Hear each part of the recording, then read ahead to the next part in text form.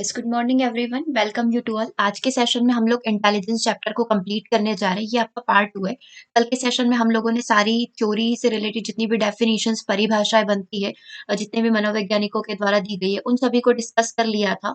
और आज के सेशन में हम लोगों को सारी थ्योरी, जितने भी इंटेलिजेंस, बुद्धि से रिलेटेड जितनी भी थ्योरी दी गई है, जैसा कि आप सभी को स्क्रीन पर दिखाई दे रहा है, 1 फैक्टर थ्योरी हो, 2 फैक्टर थ्योरी हो, 3 फैक्टर हो, मल्टी फैक्टर यानी कि बहुतत्व सिद्धांत, ठीक है, ग्रुप फैक्टर थ्योरी, त्रिआयामी सिद्धांत, बहुबुद्धि सिद्धांत हो गया, सैम्पलिंग थ्योरी हो गया, इन्फॉर्मेशन ट्रांसमिशन हो गया। तो जितनी भी प्रकार की थ्योरी आपसे बन सकती है वो आज के सेशन में हम लोग डिस्कस करेंगे।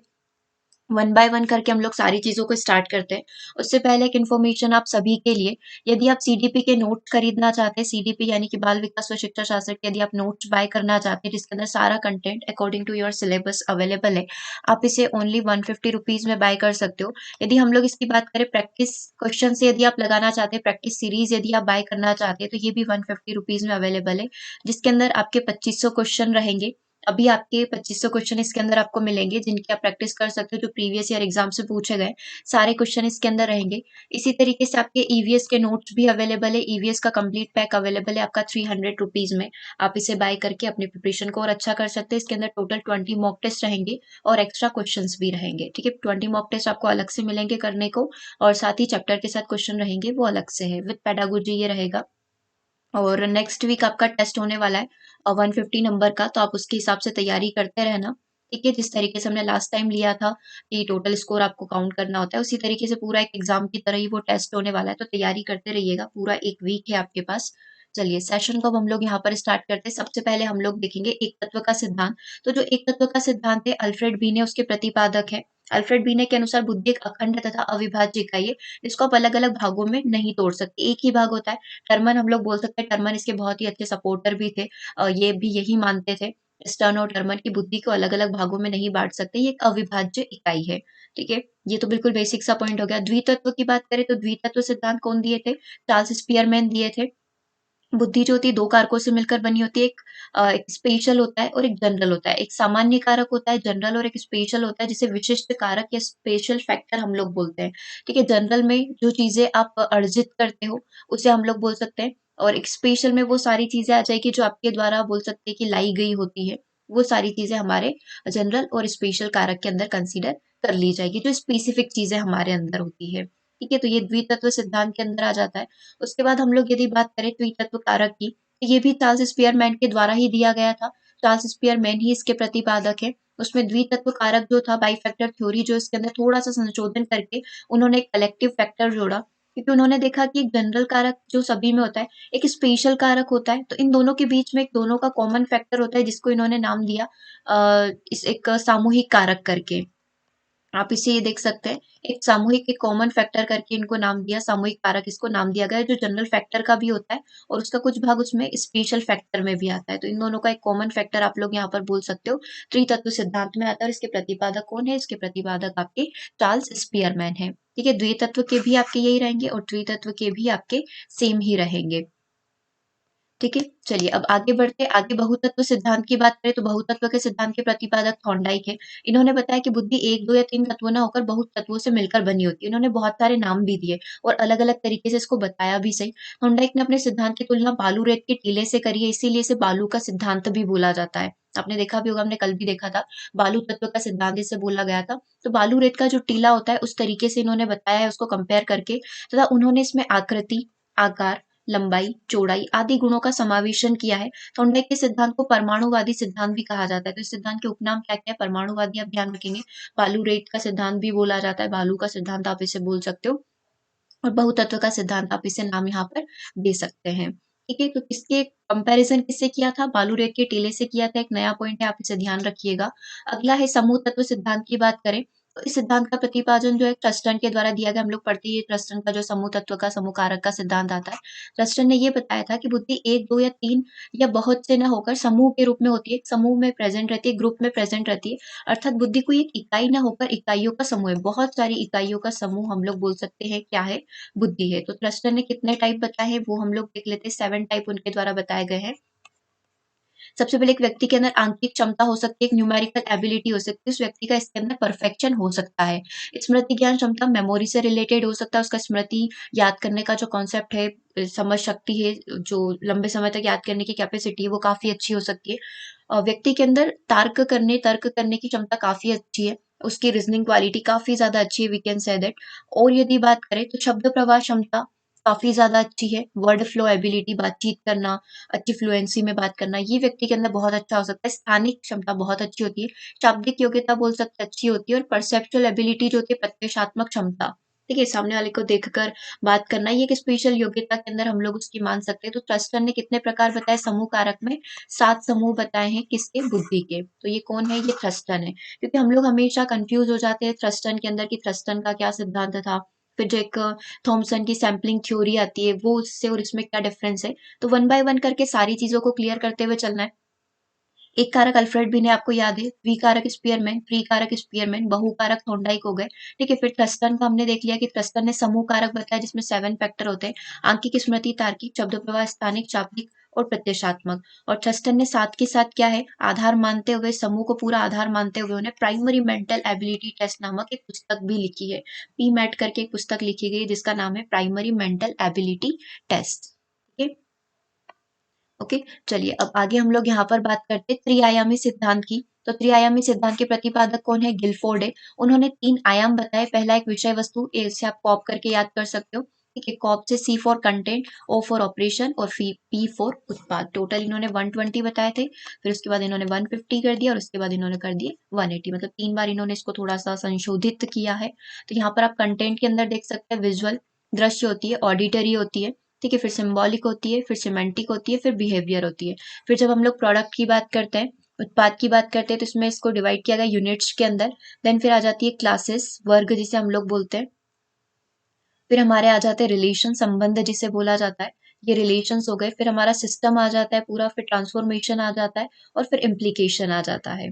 देन हम लोग बात करें ऑपरेशंस की, तो ऑपरेशंस में क्या-क्या आ जाएँगे? संक्रिया आ जाएगी, इवैल्यूएशन आ जाएगा, कन्वर्जेंट आ जाएगा, वही हमारा अभिसारी की बात हो रही है, फिर अपसारी की बात हो रही है, फिर memory, memory retention, memory attention, then cognition, संज्ञान की बात यहाँ पर की जाती है। तो इस तरीके से ये सारा सिद्धांत त्रिआयामी सिद्धांत जो है, ठीक है, ये त्रिआयामी सिद्धांत जो है किसके द्वारा दिया गया है? त्रिआयामी सिद्धांत हमारा यहाँ पर दिया गया है के द्वारा, ठीक है। चलिए, और कितने कौन-कौन से वो 3 तत्व हैं, तो आपको बस कॉप याद रख लेना है। सी से आपका कंटेंट हो जाएगा, पूरी आपकी विषय वस्तु बोली जाएगी इसके अंदर, ठीक है। पूरा का पूरा कंटेंट क्या-क्या है आपके पास? आपके पास देखने की क्षमता है, सुनने की क्षमता है, सिंबॉलिक क्षमता है, सिमेंटिक क्षमता है शब्दार्थ की, व्यावहारिक क्षमता है, तो ये सारी चीज़ें आपका कंटेंट है जो आपके पास अवेलेबल है। अब आप उसके साथ क्या परफ़ॉर्म कर सकते हो, तो वो सारी चीज़ें किसके अंदर आ जाएगी? वो सारी चीज़ें आपके ऑपरेशंस के अंदर आ जाएगी। ऑपरेशंस में आप इवैल्यूएशन कर सकते हो, ठीक है, आपके पास कन्वर्जेंट है, अभिसारी है, अपसारी, आपके पास मेमोरी है, आपके पास संज्ञान की क्षमता है, तो ये सारे आपके ऑपरेशंस हैं, ठीक है। हम लोग ऐसा बोल सकते हैं। देन फिर बात करें प्रोडक्ट की, तो प्रोडक्ट में ये क्या-क्या प्रोडक्ट आपके पास अवेलेबल है बताइए? तो हमारे पास यूनिट है, क्लास है, रिलेशन है, सिस्टम है, ट्रांसफॉर्मेशन है और इम्प्लीकेशंस है, तो ये सारे हमारे पास उत्पाद अवेलेबल है, जिससे हम लोग फूड वगैरह बना सकते हैं। इस तरीके से आप कैसे भी करके याद करना है, बट ये तीनों टर्म्स हमें ध्यान रखनी होगी क्योंकि एग्ज़ाम में पूछे जा सकते हैं क्वेश्चन। चलिए, हिंदी में देखना है तो आप यहाँ पर देख सकते हो, दृश्य दिया हुआ है, ठीक है? ये आपका दृश्य है, ये आपका श्रव्य है। काइनेस्थेटिक को इसे 2 भागों में बाँट दिया गया था। पहले ये कम हुआ करते थे, 4 ही हुआ करते थे, फिर इसे दृश्य और श्रव्य में बाँट दिया गया। फिर शाब्दिक आपको बताइए, सिमेंटिक, फिर आपका सांकेतिक, सिंबॉलिक होता है और आपका व्यावहारिक होता है। ठीक है? तो ये विषय वस्तु की यहाँ पर बात हो गई। विषय वस्तु में क्या-क्या नाम है, हिंदी में हमने देख लिया। अब आगे बढ़ते हैं। आगे हमारा आएगा कॉप प्रोडक्ट से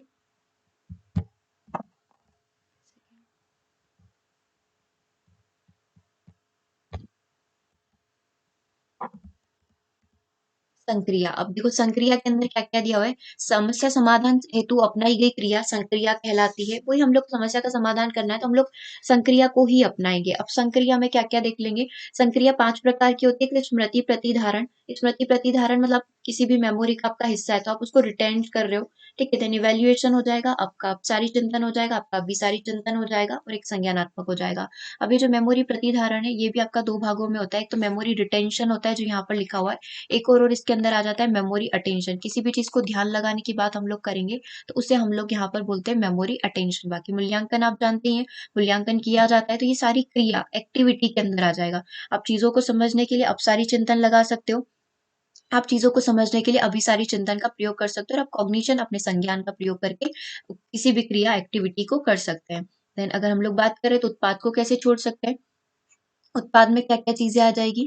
देखो, विषय वस्तु में संक्रिया लागू करने पर जो परिणाम प्राप्त होंगे, जब हम लोग विषय वस्तु की बात करेंगे, जब हम लोग उसमें कोई भी संक्रिया करेंगे, कोई भी एक्टिविटी कन्वर्जेंट लगा लिया, डाइवर्जेंट लगा लिया, हमने कॉग्निशन संज्ञान लगा लिया, तो उसके बाद जो रिजल्ट मिलता है वो आपका क्या कहलाता है? यहाँ पर आपका उत्पाद प्रोडक्ट कहलाता है। ठीक है, अब ये 6 प्रकार के होते हैं। ये इकाई हो सकती है, ये वर्ग हो सकते हैं, ठीक है? वर्ग से फिर आपका संबंध रिलेशन बनेगा, रिलेशन से सिस्टम प्रणाली बनेगी, प्रणाली से ट्रांसफॉर्मेशन बनेगा, रूपांतरण बनेगा और उसका फाइनल आप निहितार्थ निकाल देंगे। ठीक है, तो ये 3 होते हैं। विषय वस्तु और संक्रिया के सम्मेलन से क्या बनता है? आपका क्वेश्चन, तो हमारा क्या बनता है? उत्पाद बनता है।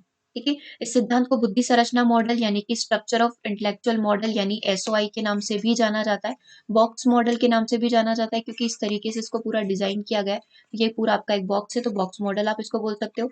घनाकार क्यूब है ये, घनाकार कोष्ठ मॉडल के नाम से जाना जाता है। मेन आप एसओआई को ध्यान रखेंगे। What is the full form of SOI? तो स्ट्रक्चर ऑफ इंटेलेक्चुअल मॉडल, बुद्धि संरचना मॉडल, क्योंकि बुद्धि को एक प्रॉपर वे में अरेंज किया गया है। आप ही बताइए कि बुद्धि के 120 फैक्टर कौन बताता है? 150, 180। तो ये इस तरीके से इन्होंने पूरा जो डिजाइन किया है बुद्धि को पूरे घन क्यूब के फॉर्म में किया है, तो इसे हम एसओआई बोल सकते हैं, बॉक्स मॉडल बोल सकते हैं और घनाकार क्यूब मॉडल यहाँ पर क्वेश्चन मॉडल बोल सकते हैं। ठीक है, तो ये गिलफोर्ड की बात हम लोगों ने यहाँ पर कर ली।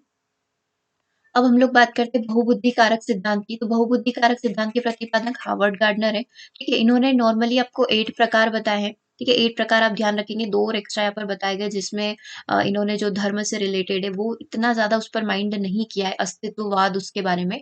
हम लोग नॉर्मली 8 प्रकार ही यहाँ पर पढ़ेंगे। ये आप यहाँ पर इमेज देख सकते हैं, ये नेचुरलिस्टिक है, प्रकृति प्रेमी आप इसे बोल सकते हैं।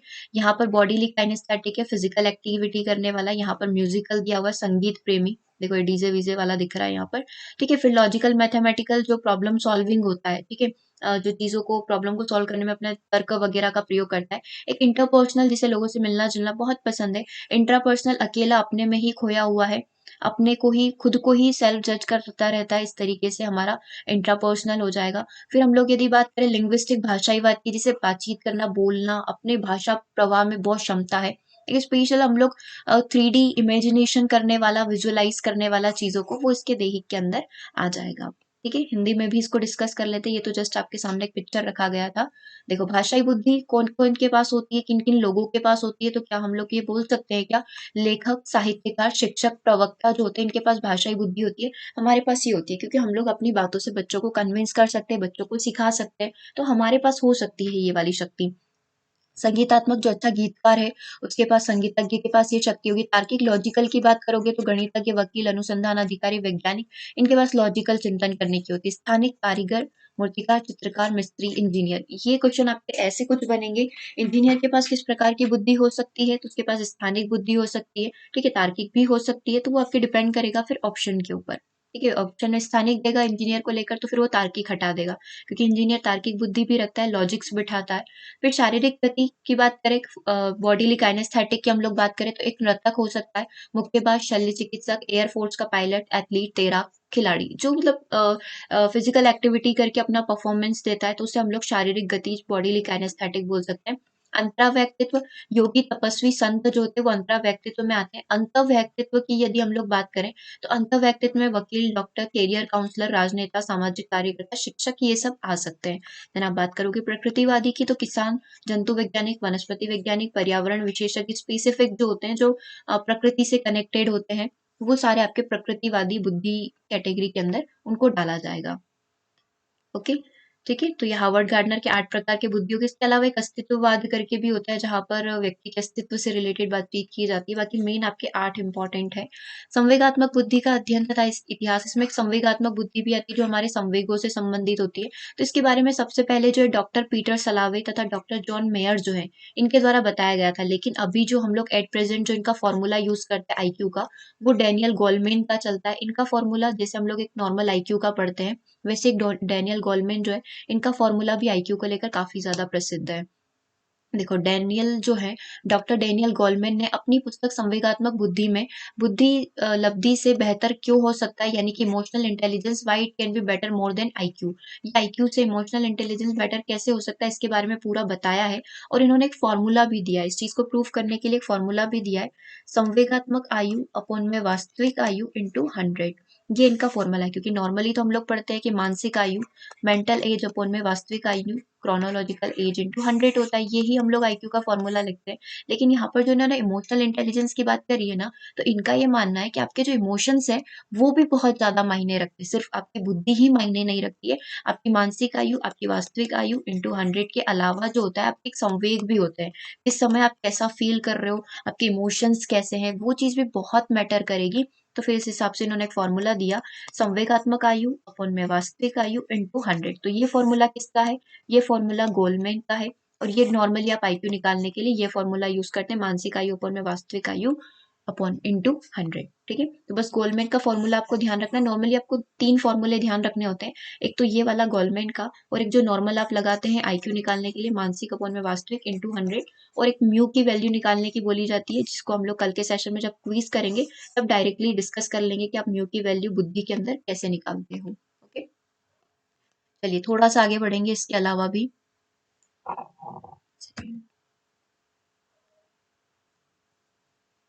देखो इसके अंदर बताया गया है कि डेनियल गोलमैन के अनुसार व्यक्ति के जीवन की सफलता का मंत्र 20% बुद्धि लब्धि के कारण तथा 80% संवेगात्मक बुद्धि के कारण होता है। अब इन्होंने क्या बोला कि जब आप लोग आईक्यू का फॉर्मूला सॉल्व करते हो, तब आप क्या करते हो, सिर्फ 20% बुद्धि लब्धि ही यूज करो, बाकी 80% तो उसके संवेगों से जुड़ी है, उसके इमोशंस से जुड़ी है, तो फिर आप उसको क्यों नहीं काउंट करते हो। तो ये डेनियल गोलमैन का स्टेटमेंट था, इसी के बेसिस पर इन्होंने अपना फॉर्मूला दिया।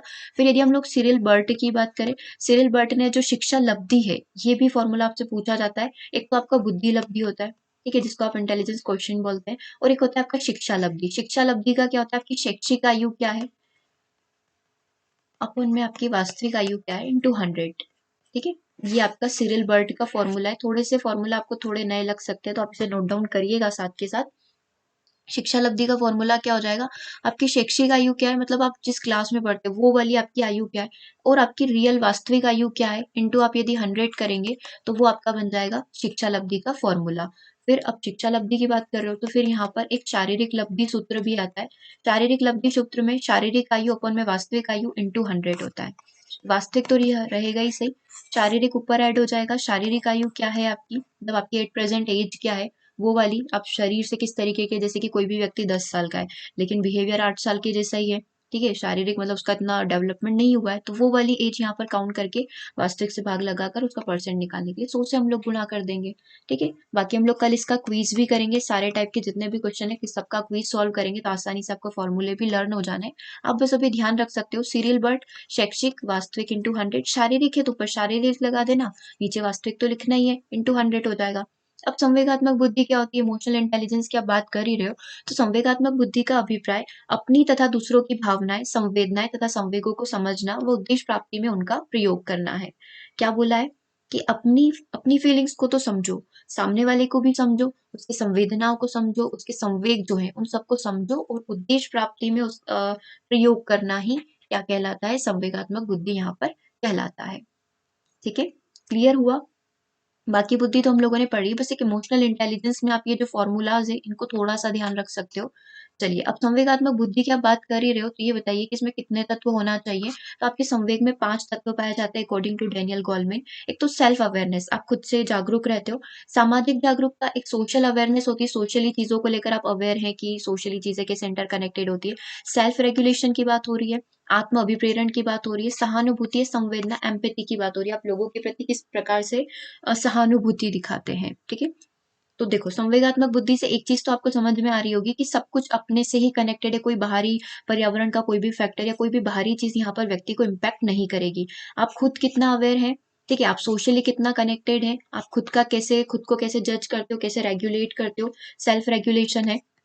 आप खुद को कैसे मोटिवेट करते हो, सेल्फ मोटिवेशन, आप खुद से इंटरनली कैसे मोटिवेट होते हो, ठीक है? और आप लोगों के प्रति किस प्रकार की सहानुभूति शो करते हो। तो अगर आपसे ये पूछा जाए कि निम्नलिखित में से स्वनियमन किस प्रकार की बुद्धि का भाग है, तो आप फिर वहाँ पर क्या आंसर करोगे? ये हमारा संवेगात्मक बुद्धि का भाग है। ऐसे करके आप सारे क्वेश्चन के आंसर वहाँ पर कर पाओगे। सहानुभूति या संवेदना, एम्पैथी किस बुद्धि का भाग है? संवेगात्मक बुद्धि का भाग है। स्वजागरूकता, सेल्फ, जहाँ पर आपको लगे कि हाँ, खुद के बारे में ही बात हो रही है, तो आप लोगों को वहाँ पर आंसर करके आना है कि संवेगात्मक बुद्धि का ही ये हिस्सा होगा। ठीक है?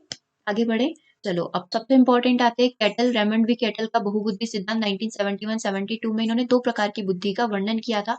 एक होती है फ्लूइड और दूसरी होती है क्रिस्टलाइज़। अब फ्लूइड और क्रिस्टलाइज़ को वन बाय वन करके डिस्कस कर लेते हैं।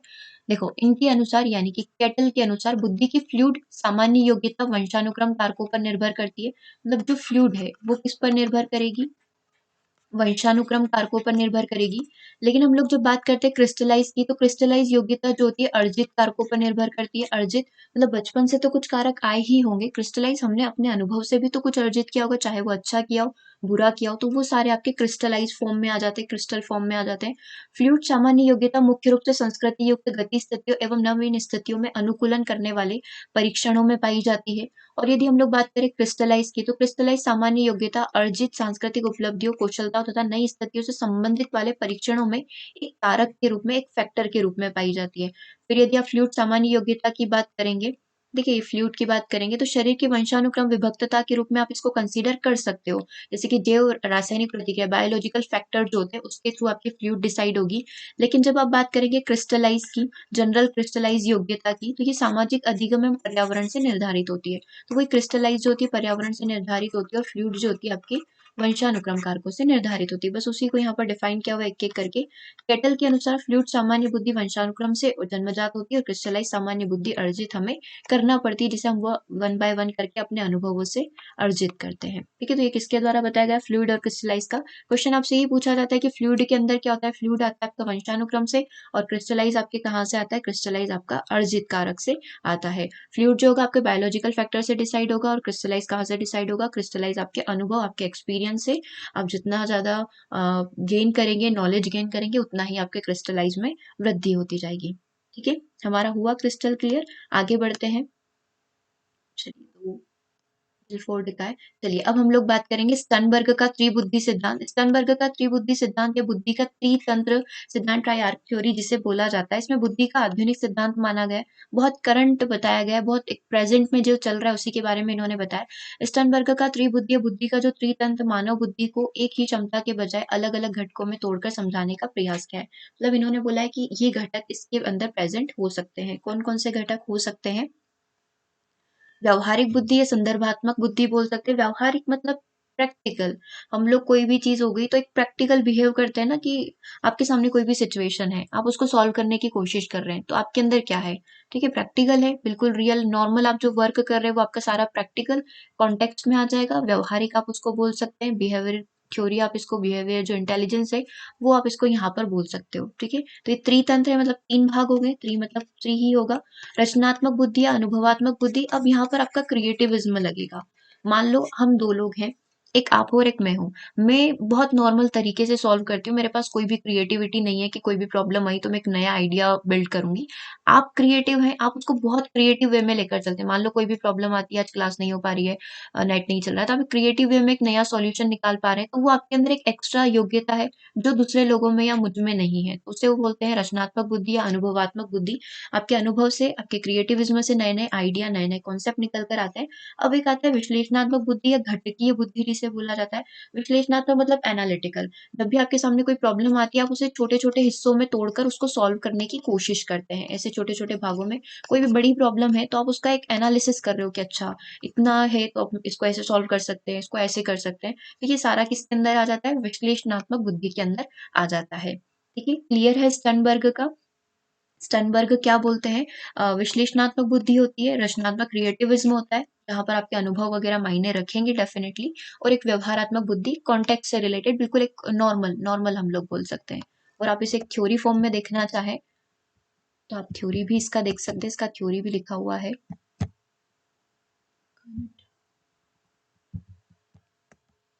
देखो सबसे पहले तो आप पिक्चर देख लो, एनालिटिकल विश्लेषणात्मक होता है, प्रैक्टिकल आपका व्यवहार बिल्कुल नॉर्मल वाला, एवरीडे लाइफ में जो हम लोग कॉन्सेप्ट यूज करते हैं ना किसी भी प्रॉब्लम के लिए, कोई भी कार्य करने के लिए, वो आपका प्रैक्टिकल है।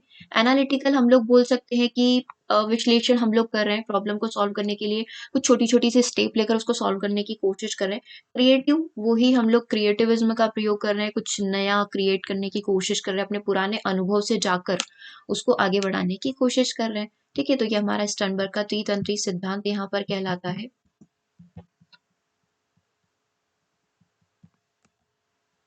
और आप देखना चाहें तो यहाँ पर देख सकते हैं, हर एक चीज को लिखा हुआ है। देखो व्यवहारिक सबसे पहले लिखा हुआ है। अब ये व्यवहारिक क्या करता है, व्यवहारिक ये बोलता है कि व्यवहारिक बुद्धि वह बुद्धि होती है जिसका उपयोग करके आप अपने आसपास की चीजों से अपना काम करवा लें। ठीक है, अपने आसपास की चीजों को देखकर अपना काम कर लें। व्यवहारिक बुद्धि एक तरीके से आपके प्रैक्टिकल ज्ञान पर आधारित होती है, आपका प्रैक्टिकल ज्ञान यहाँ पर मायने रखेगा। फिर दूसरे की बात करें रचनात्मक बुद्धि, तो रचनात्मक या अनुभवात्मक बुद्धि में व्यक्ति अपनी पिछली जिंदगी के घटनाक्रम और अनुभव का इस्तेमाल करके कुछ क्रिएटिव या सृजनात्मक करने की कोशिश करता है। लाइक हमने प्रीवियस एग्जाम दिया हुआ है, तो हम लोग बोल सकते हैं कि प्रीवियस एग्जाम में जो हमसे गलतियां हुई थी वो इस टाइम ना हो, तो हमारे अनुभव डेफिनेटली हमारे काम आ रहे हैं, और उसको हम लोग आगे बढ़ाने की कोशिश कर रहे हैं। कि पिछली बार हमने मैथ्स का पेपर सॉल्व करने में बहुत टाइम लगा दिया था, हमारा बहुत सारा टाइम वहां पर निकल गया, इसकी वजह से जो टोटल क्वेश्चन थे 150 उनको हम लोग अटेम्प्ट नहीं कर पाए। तो अब आगे क्या करेंगे, आप लोग कुछ अनुभव का प्रयोग करेंगे और ज्यादा से ज्यादा समय को बचाने की कोशिश करेंगे। ठीक है, तो ये यहाँ पर आपका रचनात्मक बुद्धि हो गया। रचनात्मक या अनुभवात्मक बुद्धि को सृजनात्मक बुद्धि भी कहा जाता है। रचनात्मक बुद्धि का ही प्रयोग करके व्यक्ति कुछ नया और इनोवेटिव करने का प्रयास करता है। रचनात्मक बुद्धि से जीवन के नए आयामों सिद्धांतों का निर्माण किया जा सकता है। ठीक है, वही क्रिएटिविज्म आप समझते हैं, क्रिएटिविज्म में क्या क्या चीजें आ सकती है, कुछ भी नया क्रिएट करना। विश्लेषणात्मक बुद्धि की बात कर रहे हो तो ये किससे पीछे रहेगा, विश्लेषणात्मक बुद्धि या घटकी बुद्धि त्रितन सिद्धांत का तीसरा घटक होगा। यहाँ पर क्या होता है, व्यक्ति किसी समस्या को छोटे छोटे भागों में तोड़कर उसको हल करने की कोशिश करता है। बहुत बड़ी प्रॉब्लम है, एक साथ मत देखो, उसको छोटे छोटे भागों को देखो और सॉल्व करने की कोशिश करो। जैसे कि हमारे लिए हो रहा था, बुद्धि बहुत बड़ा चैप्टर था और एक ही सेशन में आपको बुद्धि का पूरा समझाना मेरे लिए थोड़ा-सा इम्पॉसिबल था, क्योंकि एक तो हमें इसमें करनी पड़ती है सारी डेफिनिशंस। फिर सेकंड पार्ट में इसीलिए डिसाइड किया गया कि सबसे पहले हम लोग क्या करते हैं, डेफिनिशंस कंप्लीट कर लेंगे, तो पूरा फोकस एक दिन हमने डेफिनिशंस पर किया। तो हमने यहाँ पर किस बुद्धि का प्रयोग किया, विश्लेषणात्मक बुद्धि का प्रयोग किया। क्या करेंगे, बुद्धि बहुत बड़ा चैप्टर है, छोटे-छोटे 4 भागों में बाँटेंगे। सबसे पहले दिन हम लोग डेफिनिशंस पढ़ लेंगे, सेकंड डे हम लोग सारे सिद्धांत पढ़ लेंगे, जितने भी सिद्धांत होते हैं वो सारे सिद्धांत पढ़ लेंगे। थर्ड डे इसके जितने भी टेस्ट होते हैं, शाब्दिक, अशाब्दिक, आर्मी, अल्फा, बीटा जितने भी होते हैं, उन सबको पढ़ लेंगे, और फोर्थ डे हम लोग इसकी क्विज लगा लेंगे। तो ये हमारा जो बुद्धि वाला चैप्टर है वो पूरा कंप्लीट हो जाएगा। तो प्रॉब्लम है, प्रॉब्लम तो नहीं बोल सकते, लेकिन इतने बड़े चैप्टर को समझने के लिए हमने विश्लेषणात्मक बुद्धि का प्रयोग किया, इसे छोटे छोटे भागों में बांटकर पूरे ही चैप्टर को हमने कंप्लीट कर लिया। ठीक है, समझ में आ गया होगा आई थिंक सारा ही सेशन। सीडीपी का बुद्धि जो है बहुत ही इंपॉर्टेंट होता है, क्योंकि कहीं से भी कुछ भी बन सकता है। थ्योरी इसमें ज़्यादा पूछी जाती है, डेफिनेशन से ज़्यादा फोकस इनका यहाँ पर रहता है कि एक व्यक्ति जो है लॉजिकल तार्किक प्रॉब्लम को सॉल्व कर रहा है, तो अकॉर्डिंग टू गार्डनर्स थ्योरी कौन सी बुद्धि उस व्यक्ति के अंदर पाई जाएगी। थॉमसन की सैम्पलिंग थ्योरी के अकॉर्डिंग यहाँ पर क्या लगेगा। थ्रस्टन का समूह कारक सिद्धांत के अनुसार एक व्यक्ति यदि इस प्रकार की एक्टिविटी कर रहा है, तो बताइए उसने किस प्रकार की बुद्धि का प्रयोग किया है। इस तरीके से कुछ एग्जाम्पल बेस्ड क्वेश्चन यहाँ पर बनते हैं, ताकि एग्जामिनर क्या चाहता है कि आपका एक कॉन्सेप्ट बिल्ड हो जाए कि किसने किस प्रकार की बुद्धि दी और उसका रियल में प्रयोग कहाँ पर होगा। ठीक है, आई थिंक वो सारी ही चीजें हम लोग कंप्लीट कर चुके हैं। बाकी अगर कोई भी टॉपिक या कोई भी पॉइंट बीच में ऐसा स्किप हो गया होगा, तो जब हम लोग क्विज करेंगे तो उसके साथ साथ वो चीजें कंप्लीट हो जाएगी। ओके, और सेशन कैसा लगा कमेंट करके आप लोग जरूर बताइएगा, क्योंकि आपके कमेंट्स ही हम लोगों के लिए मोटिवेशन होते हैं। उसी के बेसिस पर हम लोगों के अंदर और एनर्जी आती है कि हम लोग ज़्यादा से ज़्यादा वीडियो यहाँ पर बनाएं। और पर्टिकुलर आज की बात करें, यानी कि 16 दिसंबर की बात करें, तो आपको आना है 5:30 PM पर लाइव सेशन में। मैराथन क्लास रखी गई है आज आप लोगों के लिए। एग्जाम से पहले कुछ मैराथन क्लासेस कंप्लीट कर लेते हैं, ताकि पूरा टाइम हम लोगों का यूटिलाइज हो जाए, अच्छे से प्रिपरेशन हो जाए, पता चल जाए कि कहाँ पर कौन सा पॉइंट, कौन से टॉपिक हमारे वीक हो रहे हैं। 5:30 PM आप सेशन ज्वाइन करेंगे, मैराथन क्लास आपकी होने वाली है।